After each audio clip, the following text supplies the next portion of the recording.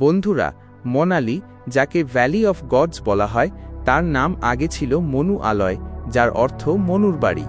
হিন্দু পুরাণ অনুযায়ী মনু পৃথিবীর মানবজাতির স্রষ্টা ছিলেন এবং বলা হয় তিনি এখানেই ধ্যান করেছিলেন। সময়ের সাথে সাথে মনু আলয় থেকে এই জায়গার নাম হয়ে যায় মনালি। মনালি একটি অসাধারণ হিল স্টেশন যা হিমাচল প্রদেশের কুল্লু জেলার 40 কিলোমিটার দূরে অবস্থিত।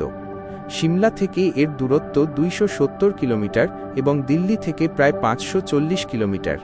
প্রতি বছর দেশি বিদেশি অসংখ্য পর্যটক এখানে ঘুরতে আসে।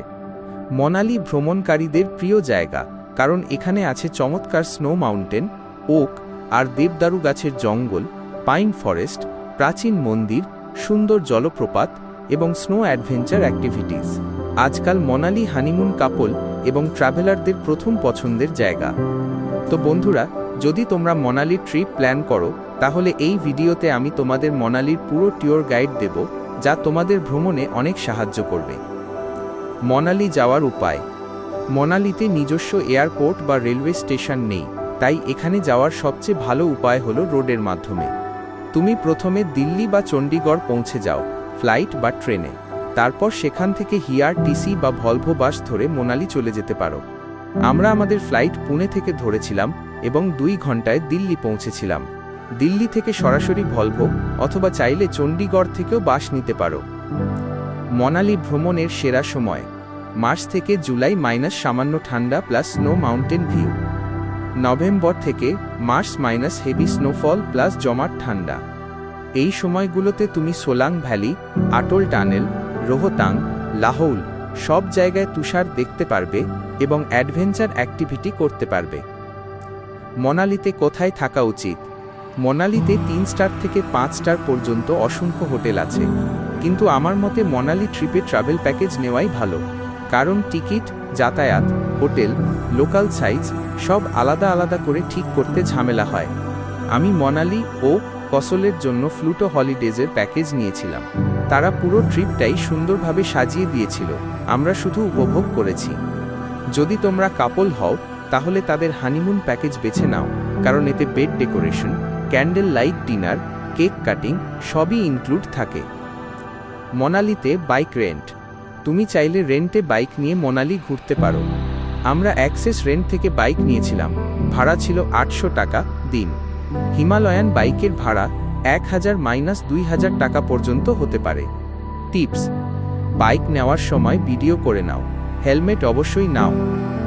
কি পোশাক নেবে?